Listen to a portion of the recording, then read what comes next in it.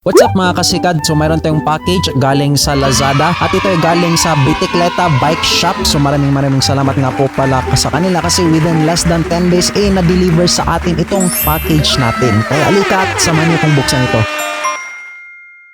Firino Cable Actuated Hydraulic Brakes. Ito, isa to sa mga pinakapangarap kong brake set kasi yung stock natin sa San Pedastro is that hindi talaga siya makapit. So yung braking power niya hindi talaga siya maganda. Kailangan talaga mo nang pigain yung kaniyang STI para talaga mag-brake. Napag-isipan ko na why not bumili na lang ako ng Firino Cable Actuated Hydraulic Brakes. Hindi ko naman kaya yung Jointech, very expensive. So yun nga, napag-isipan ko na bumili na lang ng Firino Cable Actuated Hydraulic Brakes. So alika at samahan niyo kung buksan ito mga kasikad.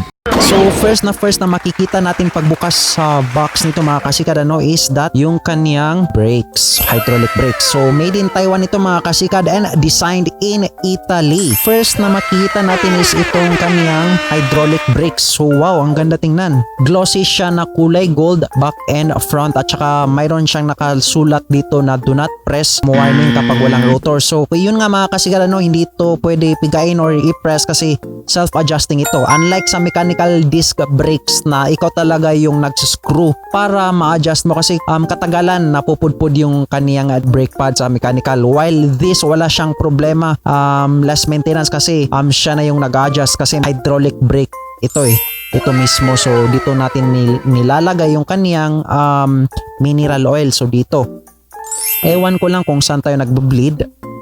I think dito ata. So dito yung ina-adjust yung kaniyang barrel adjuster. So yung cable tension nga pala dito. And tsaka guys, mayroon siyang adapter na flat mount.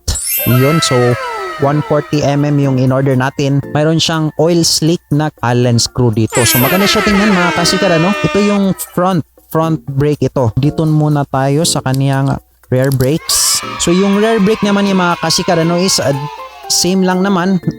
Parang mayroon siyang plastic part dito. Ito yung nagko-compress din ng brake. So yun. So meron siyang free na compartment plastic na rotor adapter ito.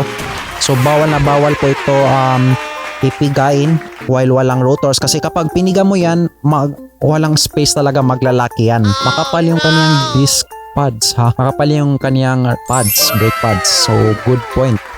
Good job. Same din naman, glossy siya at saka mayroon siya din naka-right na mineral. Ang kaganda nito mga kasikad is that very compatible ito sa mga road bike na naka-disc brake, especially yung mga gravel bike, yung mga cyclocross bikes kasi gumagamit sila ng STI. Mahal naman ng 105 na hydraulic, diba? So this is a good alternative nga pala. Sabi ng mga Firino brake users na less maintenance daw ito kasi hindi talaga siya laging biniblade o linalagyan ng mineral oil. So ang ganda guys hindi ko inakala na ganito pala. Wow, ang ganda talaga. Mayroon siyang Allen dito.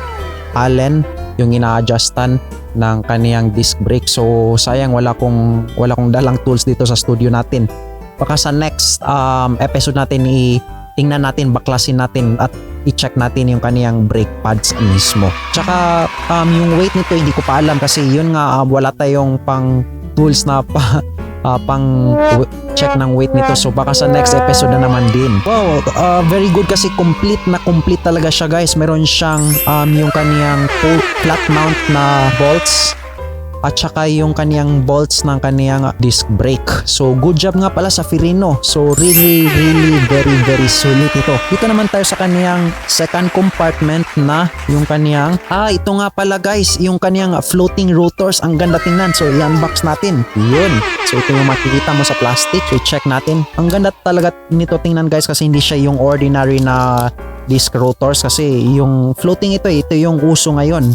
Sa performance, still the same naman sa ordinary. Kaso lang yung aesthetic purpose niya ang ganda. So ito guys, wow! Ang ganda niya tingnan So ang nakasulat dito, so wag natin hawakan ito. Yung kaniyang dinadaanan mismo ng brake pads para hindi makontaminate. So ang nakasulat dito mga kasikad is Firino. So yan, kulay gold at saka glossy siya. Ang ganda tingnan Ang ganda tingnan. At saka 140mm ito. And mayroon siyang arrow kung saan nagro-rotate. So good job nga pala. So good job. Ang ganda kasi very well made itong Firino. The reason na bumili ako nito is that yun nga, as what I've said earlier, na hindi talaga makapit yung brand na nut, mechanical disc brake ng Sunpid. So, ang hirap talaga, masakit sa kamay mo ipiga. Yung performance naman daw ng Firino cable actuated hydraulic brakes is that same lang sila sa braking force ng hydraulic brakes ng kaniyang compression. Same lang. Kagandahan pa dito is that very versatile ito. Pwede sa STI, sa mga road bikes. Kasi ito mismo, this one mismo is that hydraulic na to mismo. So same power sa mga hydraulic brakes. So good job sa Firino. At yun na nga guys, so ilalagay ko sa description below kung saan ko to binili. Ito ay may halaga na 2,800 kasama na dyan yung kaniyang shipping fee. I think naka-sale pa yun. So right now parang 2,900 ata. Napakaswerte ko kasi nabutan ko pa yung sale price. So maraming salamat po sa Bicicleta Bike Shop. Ito nga din guys is meron siyang available colors na black, red, gold at saka if I'm not mistaken meron ding blue. At saka mayroon din pwede din ito sa mga mountain hydraulic disc brake. Meron silang available at saka mayroon din silang available na 160mm, 180mm and 203mm. Yun yung pinakamalaking rotor. Ang ganda guys kasi very yung kanyang aesthetic really good.